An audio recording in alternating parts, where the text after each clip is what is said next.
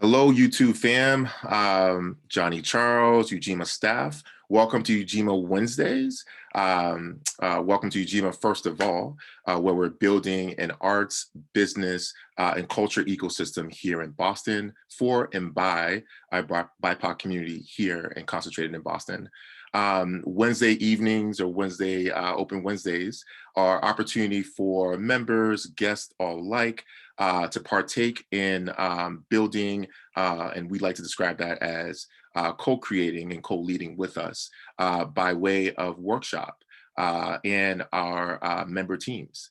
And so this month, our workshop is focused on, I guess you can also call it a theme as well, is public banking.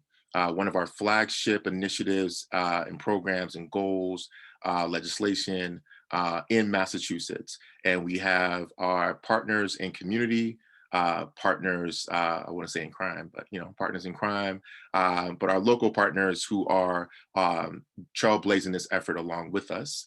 And I want to kind of just name folks off. And so due to the fact that we have a long list of speakers, I will not necessarily offer their bios. Feel free to correct me if I get your name wrong. I apologize in terms of pronunciation. So that's my bad. So let me apologize now.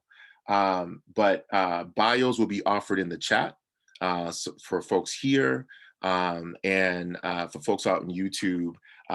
Due to time, I'm not necessarily going to go straight into their bio. So feel free, as speakers, feel free to introduce yourself and a little bit more about your background and a little bit while you're here. So we're starting off, and you are going to be so mad at me because I got it wrong this first time. Cassie, don't get me wrong. I'm like cringing. Correct me. Don't worry. My last name, Infante. Infante. So Miss Infante, representing BECMA, Black Academic Council of Massachusetts, is in the building. Next up, just making sure I got my cursors right. Next up, we have Jean-Luc, I want to say Paeti, but you can correct me as well too, North American Indian Center of Boston. And we'll drop the bio in the chat as well. And Greg Ball, Pink Boston, what up? Welcome, good to see you. And Korean Reynolds from the Boston Foundation. Welcome to you all. And we'll go ahead and start with Miss Infante. And good to see you, good to be in community with you all. And we'll try to make space for Q&A for everyone here. But if not, please feel free to offer questions, thoughts in the chat, and we'll try to amplify those as much as possible. And for those who haven't raised up, who are not speaking, I see some familiar faces who are in the building today. Good to see you all. I would love to shout you all by name, but obviously I can't do that right now. But it's good to see you all. So let's feel free to start.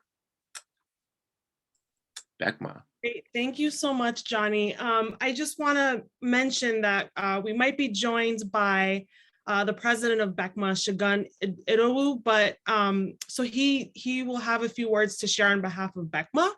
And I'm here to really speak on the Black Mass Coalition, which is a coalition that I'm managing. So I do have a few slides to share. If I can just have screen sharing permissions, which I think, I already do, perfect.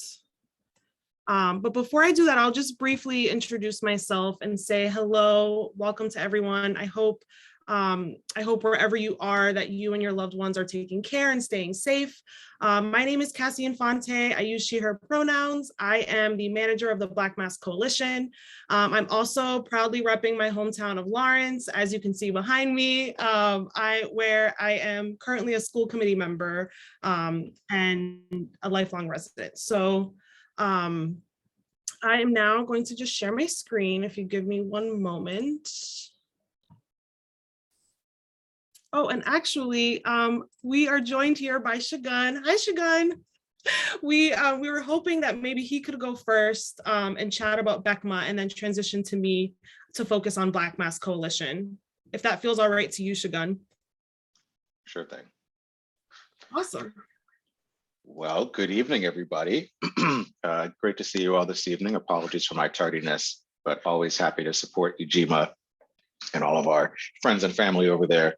Well, I'll be very quick because I know that we're here to talk about serious matters. So I won't go too much into the history of BECMA and things like that. But at the end of the day, we are an organization that supports the growth and sustaining of Black businesses and entrepreneurs across Massachusetts.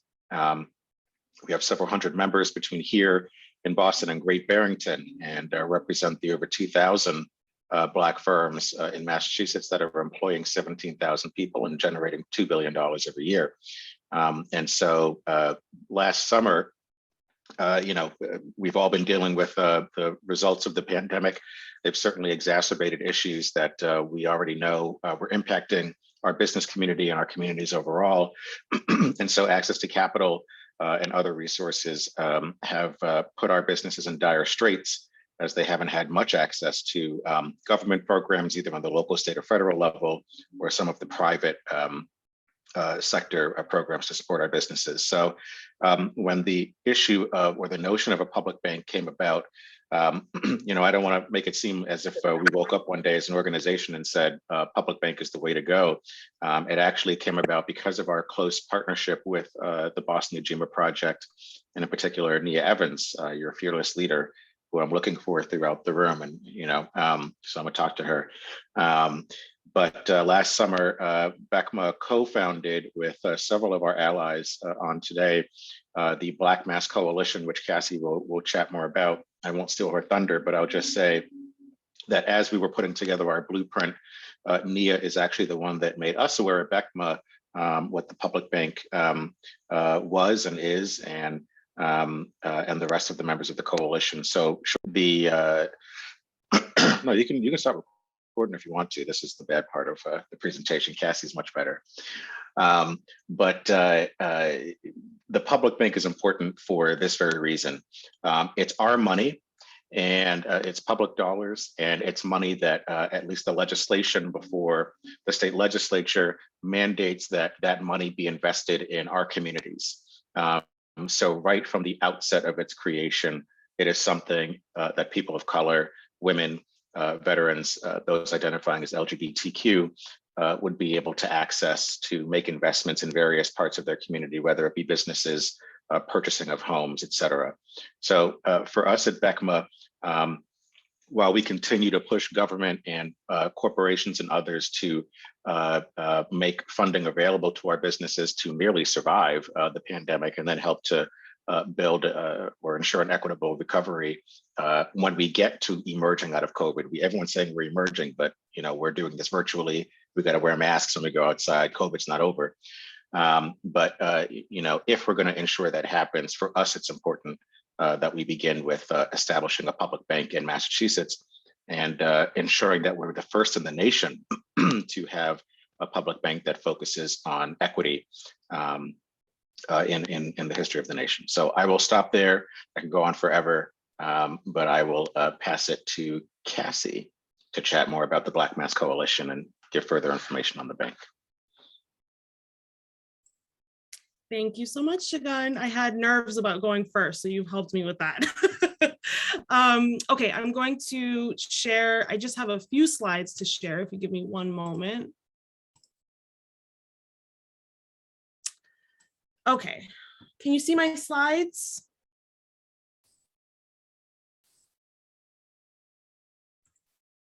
Yes. Perfect. Okay, so I wanted to start just by sharing a little bit more about who we are, who the Black Mass Coalition is, and sharing a little bit of our history, our values, and what matters to us, and really connecting that back to the movement to establish a public bank. And so, as Shagun sort of briefly mentioned, ours is a coalition that was convened last year in June 2020, directly following the murder of George Floyd. and really as a response to compounding calls for policy change in addressing systemic racism. And so, BMC was convened by BECMA, as well as the Boston Ujima Project, City Life Vida Urbana, Families for Justice as Healing, King Boston, and NICOB, among many others. We are a statewide coalition. We have around 15 organizations that are primarily Boston-based, but we are growing in our sort of relational organizing throughout the state. And what's important to note is that we are Black and Indigenous led. And I think that's really important to note as we talk about the reasons why Massachusetts needs a public bank. There is really between Black and Indigenous communities a shared history with regard to this country's legacy of settler white colonialism. And with Massachusetts being one of the first colonies to legalize slavery, it really resulted, in this violent disregard for Black and Indigenous lives, and this creation of a racially stratified society that has resulted in all of these disparities that, Shagun has just mentioned, and that many of you are familiar with. And so, at every turn of American history, we recognize sort of in our founding as a coalition standing in solidarity with each other, that Black and Indigenous people have faced particular barriers to participation in the formal economy. And so, for that reason, we moved together in solidarity and in rebuilding, re-envisioning this economic system that's more inclusive. And so, our work is really centered on cross-sector accountability to very specific racial equity and justice targets that are really inspired by some of the core values in the Black Lives Matter movement. And our work is really guided by our publication called The Blueprint for a New World, which we really see as an opportunity to prioritize justice. And this report, which I'm happy to share after, it's around 20 pages, really just highlights how the private sector, nonprofits, philanthropy, state and local government have really amassed power and resources in Massachusetts. And there's a real necessity for these sectors to not just say that Black Lives Matter, but to really signify their beliefs through the reallocation of money, through the implementation of new practices and policies, and ultimately the shifting of power to Black and Indigenous people.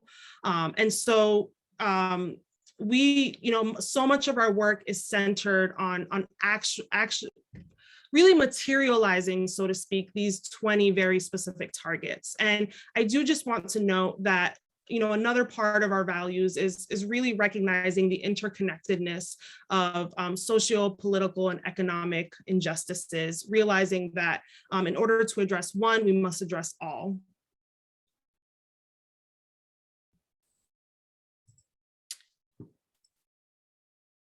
And so within our blueprint, one of the targets that we've identified as really important, as Shagun mentioned, is the establishment of a public bank. Because we really see the creation of a public bank as a vehicle to addressing economic inequities, because it creates a structural solution to addressing the racial wealth gap. And so public banks, as you may know by participating in Open Wednesdays, they really have the capacity and opportunity to benefit local communities because they aren't driven by the need to seek higher profits for shareholders. They're owned and run by the public. And they're really allowing government agencies access to low interest loans for projects that benefit the public. And they can also partner with the private bank to offer loans to communities that have been historically shut out. And so this is a target that we've identified in our blueprint and are actively working towards in partnership with the Mass Public Banking Coalition.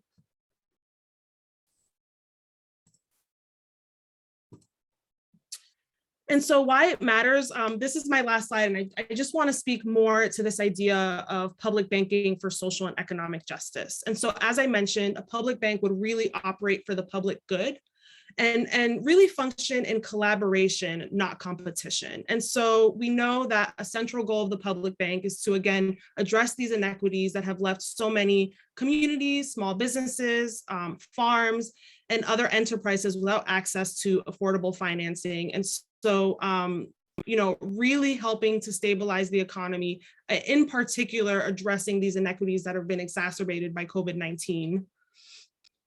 We also know that, in particular, Black, Brown, immigrant, Indigenous, and women-owned enterprises throughout the Commonwealth have faced high hurdles to garner the financing that they need to not just survive, but grow. We know that due to the pandemic, around 40% of small businesses in the state have gone under. And one story or sort of anecdote that is within the Mass Public Banking's website and blog that I just want to highlight, that I want to share, that really highlights this issue, is one mayor sort of noting that he had implored with banks in his city to help the struggling minority small businesses, only to be told that those same businesses were quote unquote unloanable. And so we can't afford to keep saying that. We really have to shift this narrative of who is worthy of credit, who is considered unloanable, and so forth, and take a more active anti-racist approach. The other piece is that I wanted to mention is that public banks actually have the option of rectifying environmental threats in the sense that they have a record of making loans to initiatives that respond to climate crisis. For example, in Germany, public banks are financing the transition to renewable energy. And so again, when we talk about how racial, economic, environmental, and social justice are interconnected, I think that's a really important point, especially when we think about how the banking industry overall has been, complicit in environmental racism, in particular towards communities of color. And then the last thing I'll say is, I think public accountability and transparency are really important cornerstones of our blueprint for a new world as well. The way the legislation is written, public accountability is a really important and crucial aspect to the way that this centers equity. And so public accountability will allow for greater oversight of the bank's practices. It will also allow for monitoring and guarding against racial, gender, and geographic discrimination. And I think that overall there will be a really robust system to make sure that there's not just oversight, but also input with an advisory committee that's truly representative of our community as well. So those are all of the reasons that Black Mass Coalition really supports and is centering so much of our work this year on establishing a public bank in Massachusetts. I just want to highlight that much of our work has been as a core member of the Massachusetts Public Banking Coalition, which I know we have our co-chairs here with us this evening, Nancy and Ruth. And I would invite you to learn more about that movement. And I think that's all for me today. Thank you. Thank you so much. I think I added one thought to that, but for everyone else, please feel free to add your thoughts and comments as well in reference to all and each of these presentations. And next up, we have Jean representing North American Indian Center of Boston, speaking to their efforts and why they support this and their history along with this initiative as well. Welcome, Jean. Hello, yes, my name is Jean-Luc Purit. I am originally from New Orleans. I'm a member of the Tunica Biloxi tribe of Louisiana. And just a bit of a shout out for my folks back home. We're actually celebrating the 40th anniversary of our federal recognition as we speak. So I'm just very, very happy for that milestone. But I am here on the traditional indigenous territory of the Massachusetts Nation, who continue to this day, in part through their lineal descendants, the Massachusetts tribe at Ponkapog. And here I serve as president of the board of directors at the North American Indian Center of Boston. Also, I am a member of the executive committee of the Black Mass Coalition.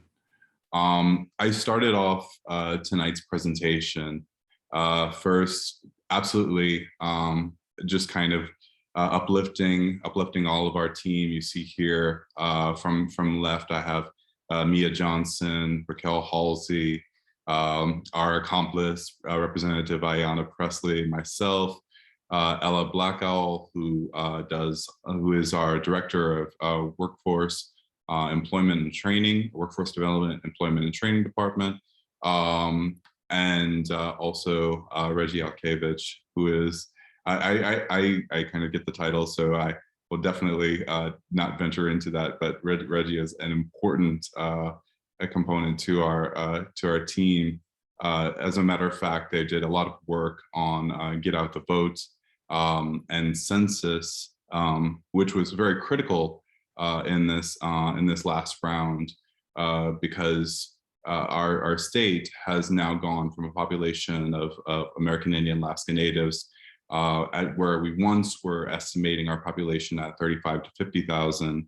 We are now at 94,000 strong in the Commonwealth of Massachusetts, and it is that is in no small part due to the tireless work of our team to provide cultural and social services, as we have done for over 50 years. But I also wanted to uplift the geography of where we are in Boston.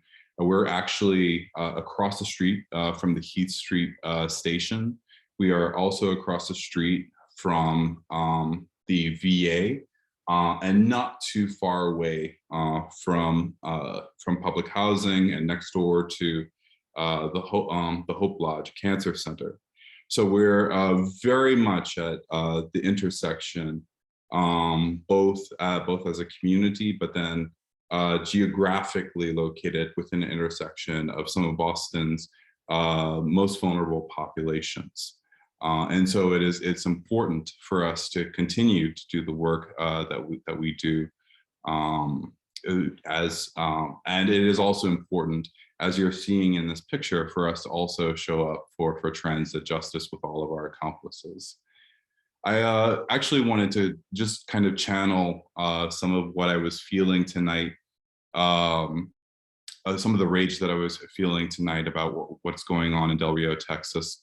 Of course, there is the immigration emergency that is happening, some of the brutal imagery that's happening, but also telling the story of the people on the ground, why they are there, not just what's happening to them, but Haiti has no president, no jobs. In the earthquake, a lot of people died, and it's not right in their own homeland. And this is in no small part due to the legacy of usury that France had levied on Haiti, and it has brought us to this day. So I just wanted to actually kind of bring into the spotlight sort of this idea of banking and how it has been weaponized against our community as a tool of colonialism. Of course, back home for myself on the Ile de Jean Charles, this is a photo from the members of the band of Biloxi Chitimacha Choctaw, Edison Dardar and his wife Elizabeth. They live on land which has, since the 1950s, has been reduced in size by over 98% due to rising sea levels and coastal erosion.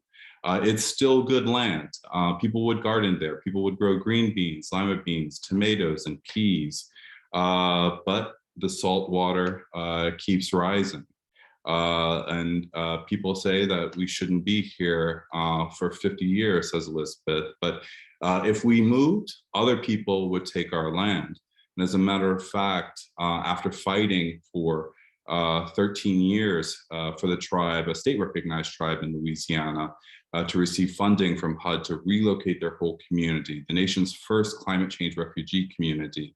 The state of Louisiana first responded with a mortgage scheme in which people would have to be liable for their homes back on their original lands and their homes in a resettlement community. And then also, of course, because with banking comes the investment in the fossil fuel industries, we're also very cognizant of what's going on with our Anishinaabe relatives in Minnesota. Enbridge is a rogue corporation that has caused the largest inland oil spill in U.S. history and has now damaged Minnesota's most precious waters during the construction of Line 3 tar sands pipeline, says Winona LeDuc, executive director of Honor the Earth and a former employee of Boston Indian Council, now North American Indian Center of Boston.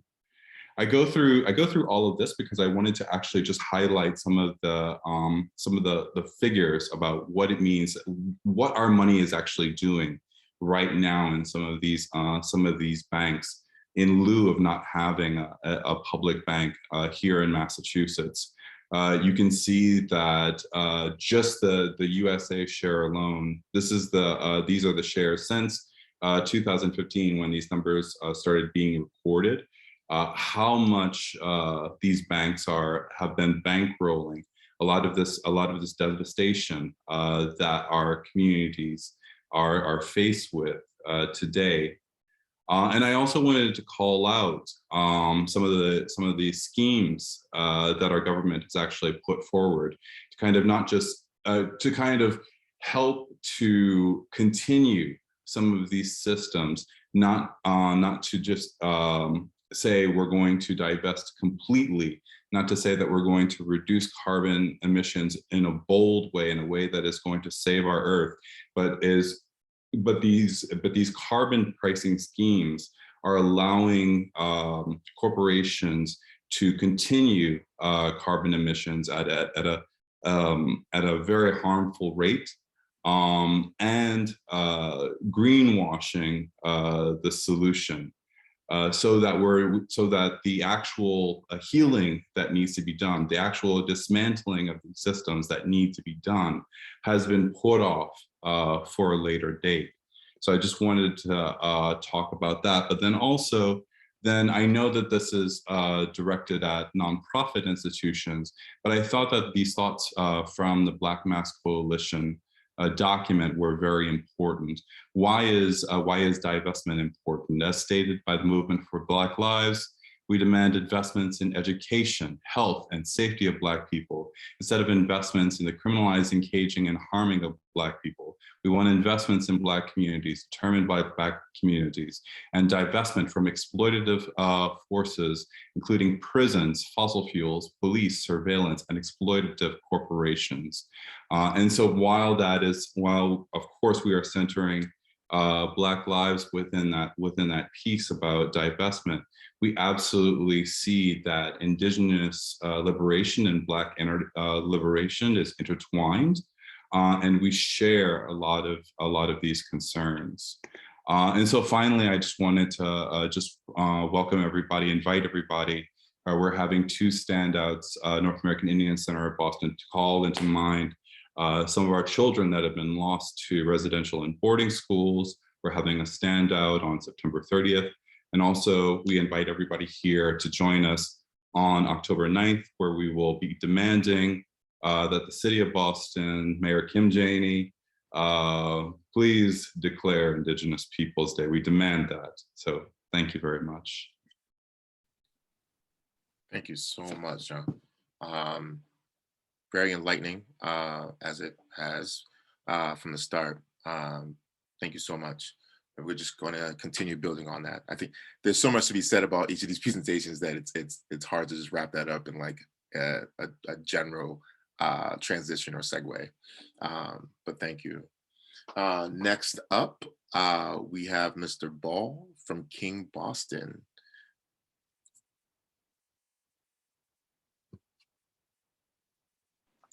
I'm not sure. Greg might have been encountering some Wi-Fi issues, so he may have dropped off the call. So perhaps he might circle back with Greg afterwards when he joins. Okay, perfect. And so that'd be Ms. Reynolds. representing the Boston Foundation.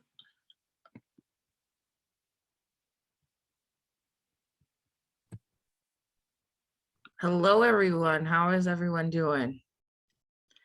It's late, so I'm going to try to get through this as quickly as possible so we can all be with our families and do our own thing, okay? Here we go. All right, so as I said, my name is Corinne Reynolds, and I'm the Assistant Director for Economic Inclusion at the Boston Foundation. And the work at TBF that I've been a part of for the last over 5 or so years has been historically rooted in supporting BIPOC-owned businesses through grant making, advocacy, convening, and research.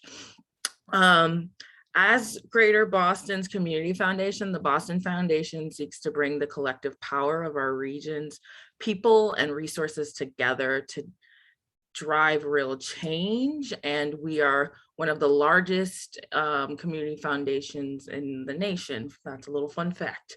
As a part of our role in serving Greater Boston, we act as a civic leader, which includes joining conversations that allow for discourse and learning about the region's most pressing issues. And I think I could assume that most of us in this virtual forum would agree that a conversation about how to dismantle one of the most critical barriers for success for entrepreneurs and businesses owned by people of color, which is access to capital to establish and build their businesses in Massachusetts, would be one of those like pressing issues and conversations that we would have, which is why we're here today.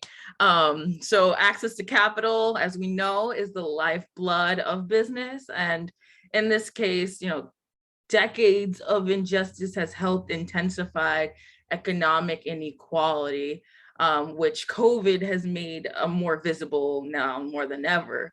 Our communities of color have been the hardest hit by COVID, both from a health standpoint and from an economic one. Not by accident though, because our systems have been designed this way, to be frank.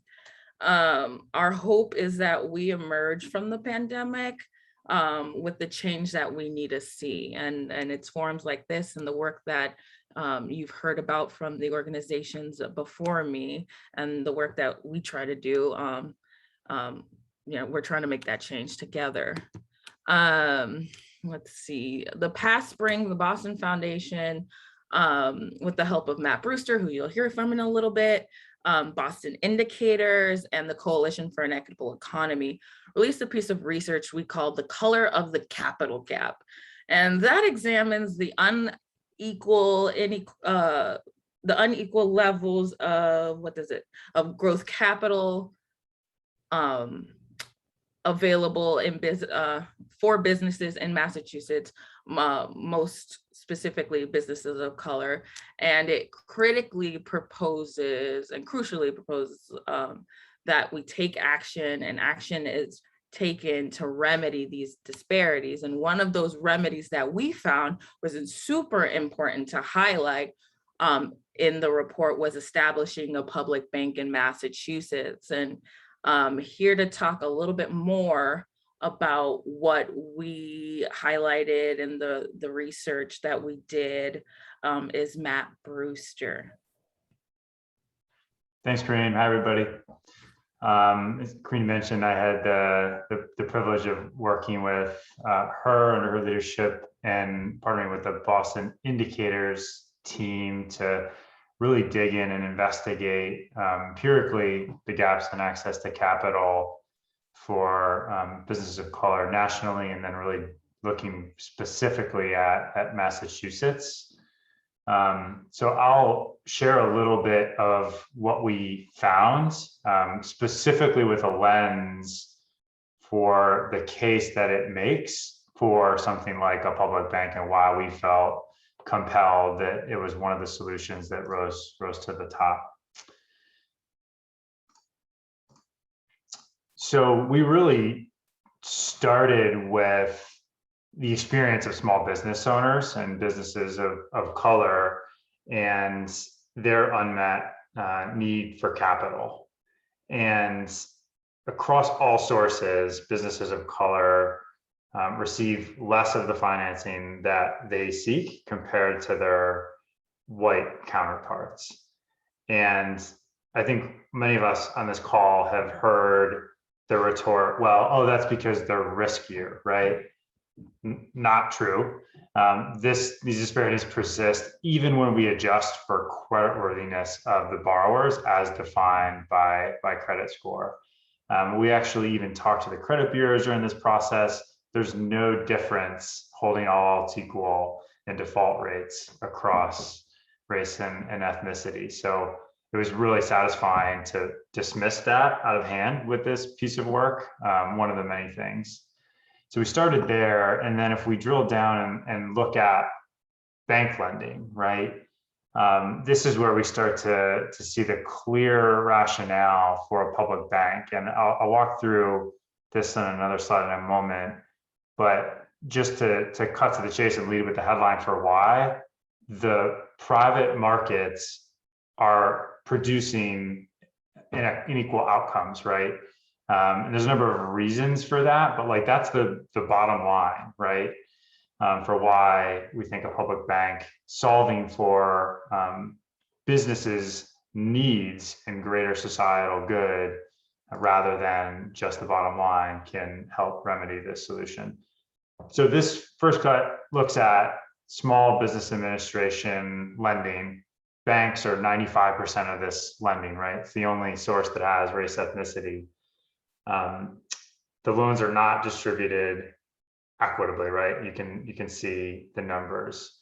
Black and Latinx business owners specifically get a disproportionately low share of SBA loans. And this is important, not just because it's where the data is, but this program, the SBA 7A program, is meant to fill gaps in access to capital.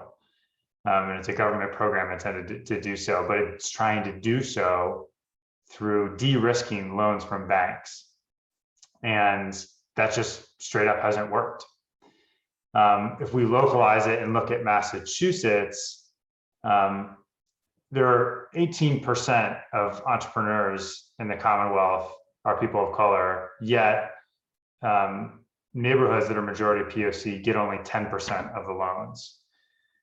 So there's just a clear disparity in access to bank loans specifically here.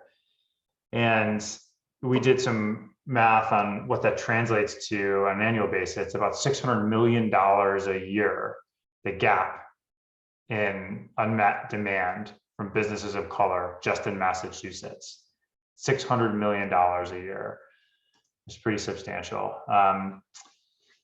Another couple of quick stats. This obviously persisted in the pandemic. PPP loans, Paycheck Protection Program loans that were meant to help businesses keep their doors open and keep employees on payroll. It's a government program.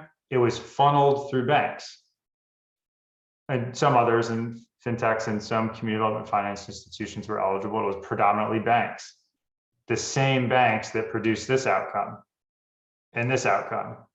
So it's not surprising that they produce yet another disparate outcome for entrepreneurs of color. You use the same pipes that are producing unequal outcomes, you're going to get the same result. White-owned firms were way more likely to get all of the PPP money they requested.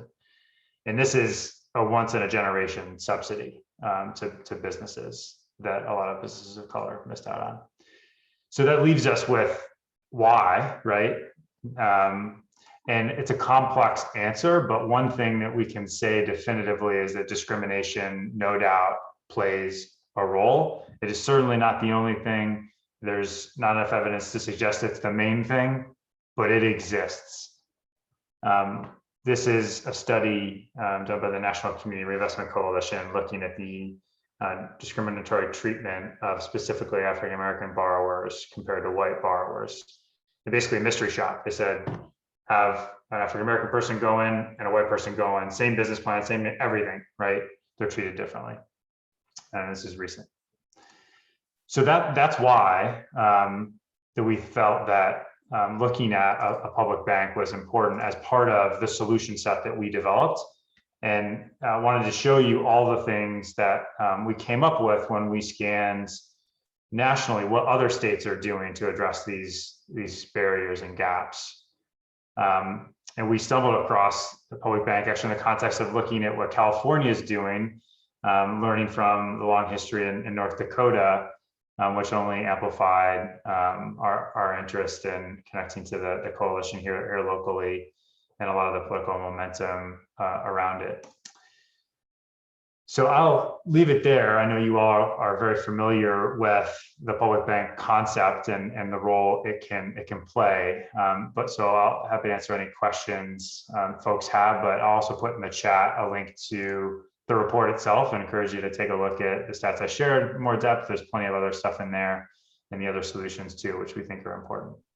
I already added the link, so I'm one step ahead of you, Matt. Like always. Thanks, Corinne. And if y'all want to learn any more about the inclusive entrepreneurial ecosystem building work or the work that we're doing at the Boston Foundation more broadly, feel free to reach out to me. It's my name dot my last name @tbf.org. And feel free to throw that in the chat as well. It's probably I will. Copy and paste. Thank you so much. And thank you both. It is a great report. And I'll say for me, it's worth going back, taking a look at it 2 or 3 times. And then also using that as a tool for decision making. And I'll stop there. And Mr. Ball, if you are here, I know there was some technology issues earlier, but if you're here and ready, feel free to take on the mic, and I'll look for you really quickly. Don't see you. Okay. Looks like Greg. Yeah, looks like Greg is still trying to get in, or may have stopped. So at this point, just want to open it up for some questions from the audience, and don't feel compelled to like make up a question if you don't have any. Thoughts are fine just as well. I think Greg just entered, so let's pause for a second. Hey Greg, are you all set? Yeah, I have returned. I'm having some tech problems over here, so I'm not able to share my screen, but I can at least talk about some of the things that I wanted to speak to with this, if we could. Please do. This is what I get for working off of a Commodore 64. See what happens? So number one, thank you all for coming together. This is a very important conversation. You know, at King Boston, you know that we're committed to creating a more just and a more just Boston. Boston is rooted in racial equity, and for us, when we have the conversations about public banking, that's a key part of it. So some of you know, I know Sagoon knows because he used to see me all the time. But before I came to King Boston, I actually used to work for Berkshire Bank, and some of the work that I was doing at Berkshire Bank was establishing the Revex lab that we have in Nubian Square and other ones around the region. And part of the thought process around establishing those spaces was to have spaces to intersect with the community that were different than the normal branch model. We wanted to find a way to get people involved in the world of banking that was a little bit out of the norm, because so many times we're intimidated by banking, we're intimidated by the building, we're intimidated by the process many times, and sometimes we think that we don't have enough, or what we're dealing with is not important enough to be a part of the banking system. And then sometimes it's just not knowing. You know, we assume that we don't know those things, so we don't know what banking can do for us. And so when we have these conversations around public banking, you know, public versus private banking, for me, it just makes sense because the public bank is rooted in connecting with the community. It's rooted in service as opposed to being rooted in profit. Now, obviously, the business is to be run and to be run in a smart way so that we can continue to help people out. But for us, when we think about the whole idea of public banking, it's the service to the community, and it addresses one of the key pieces of Dr. King's work, which was wealth. You know, in his time, and when he was doing the 1965 march here in Boston, they talked about poverty, but we at King Boston really kind of think of it as wealth, because that's a key component of some of the decisions that get made. And as we can see with the pandemic, we saw that the outgrowth of the people who kind of really suffered from that were the ones who weren't really connected and a part of that banking system. So when these PPP loans are flying around, if you're a small business and you may not think that you have what it takes. You know, I have many friends in the creative world, and they didn't know that they were potentially, you know, I have friends who are DJs and artists, and they didn't know that they could possibly be in those, be counted as a recipient of a PPP loan. But the key part of it is the structure of your business. Now, some, you know, I don't want to, you know, slam all banks, because the reality is there are some banks who are trying. They're, you know, they're making an effort to try to be a part of the solution. But I think with public banking, we have the solution, and it's a situation where we're not dismantling the banking system as we know it.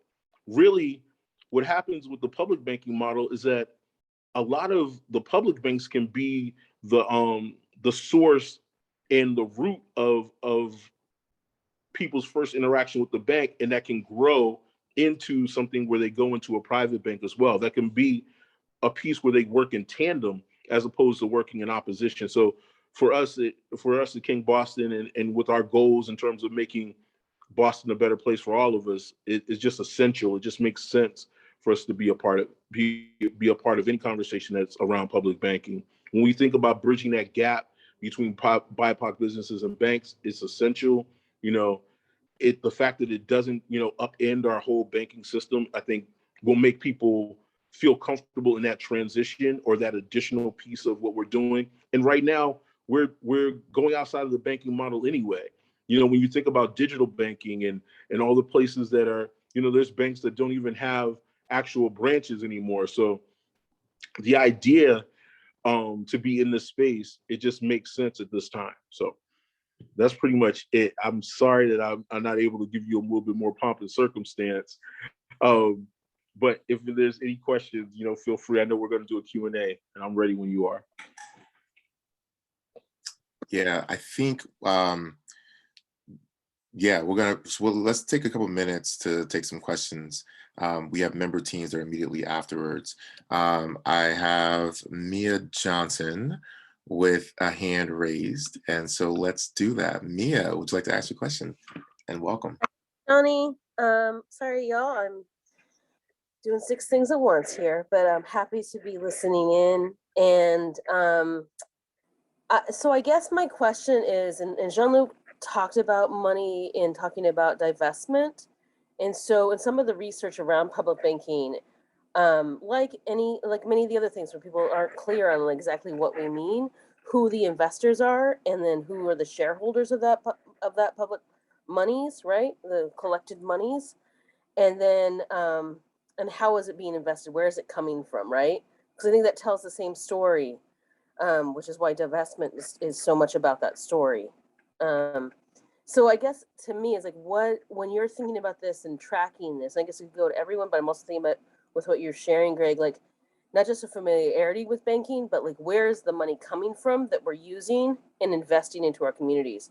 Like, you know, am I taking the Walton money and saying, well, this is good for my community, knowing the business practices and where it came from of the Walton like empire, right? Like, to me, that's like counterintuitive to lifting up our community, right?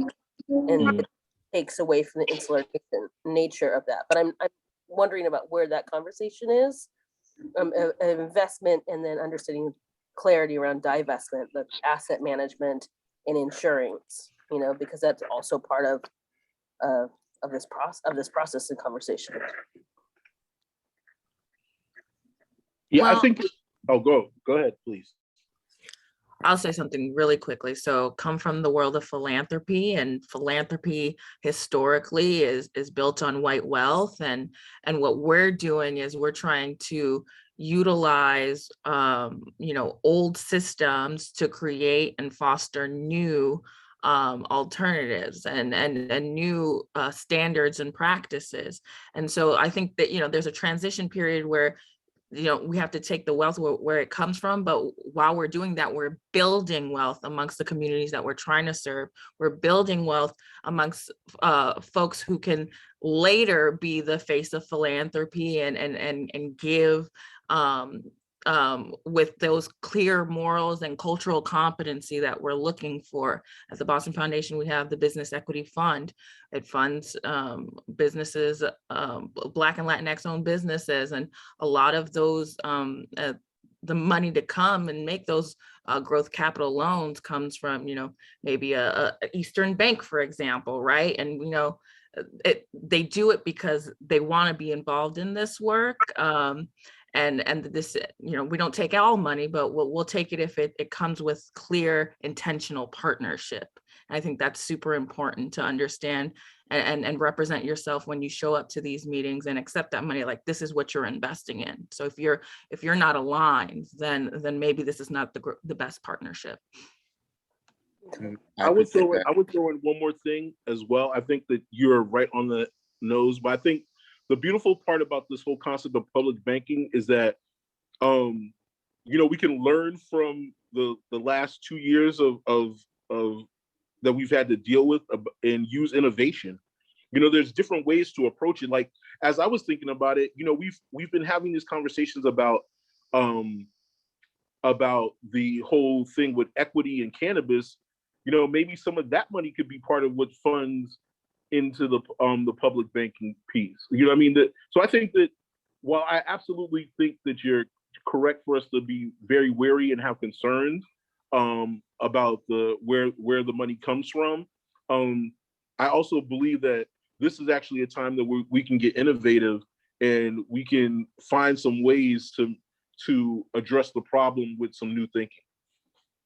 I guess I just want to do a follow-up, and thank you for that. Like, I think that there's political power in each dollar and political energy, and as an exchange, demanding, like having a clear set demand around what, in order to be an investor, right, in order to be a partner, that we're clear about what that is. To me, it's not an intention. Intentions, oh, great. There's a lot of intentions in the world. Yeah, my people have been laid down for 537 years in intentions. So I'm good on intentions. I'm much more interested in where are you putting it? What do you mean by it? And how do we hold our own political power? That's what this year taught me. We have the political power to shut it down. And it's if we embolden ourselves to do so and restructure and recreate and understand that we were dropping them to their knees. They opened not because they opened not because we couldn't withstand it, but because they couldn't. And so I think that that's really important to recognize, let's not lose sight of what this year brought us and of tension and energy, where we can put it, and understanding investing in ourselves, at least from an Indigenous perspective, is long-term. Long-term, demanding divestment is a long-term investment in our communities and our survival. And I appreciate that, Mia, and thank you for the question, and thank you for the responses. A couple of things before we close out, because we need to close out. And I want to respect other folks' time who have other responsibilities and things they want to get to, and our member teams who are here, who are going to be here until 8:30 tonight. Just want to say, though, there are other resources for us to really kind of continue learning about what all this means in terms of, there's a specific website, Black Mass Coalition, and talking a little bit more about this effort, as well as regular messages and through our wire communication here at Ujima that articulates a little bit more about what this all means as well. And this is an ongoing conversation. And for those who missed it, we do have recordings for the past month in September, focus on this particular effort, focus on this legislation. And so to learn a little bit more about other players in this initiative, in this legislation, feel free to look into that. And there's some really informative, dense, but also entertaining and engaging information related to this that we believe is really digestible to really kind of take in. And as always, if you have further questions, feel free to send it to us directly too, and we'll try to get the appropriate answers from the appropriate parties. And I know there's some questions coming in and some comments, but just want to say this has been engaging and enlightening and informative. And for those, specifically for our speakers, thank you for lifting facts and issues that some of us may not know about or may have known, but haven't really had the full breadth and picture of, and as it relates to the report, as it relates to efforts related to immigration, most recently, and other things that were mentioned. So thank you for lifting all of these things up. And for our YouTube family, thanks for joining us. I'm going to stop the recording now.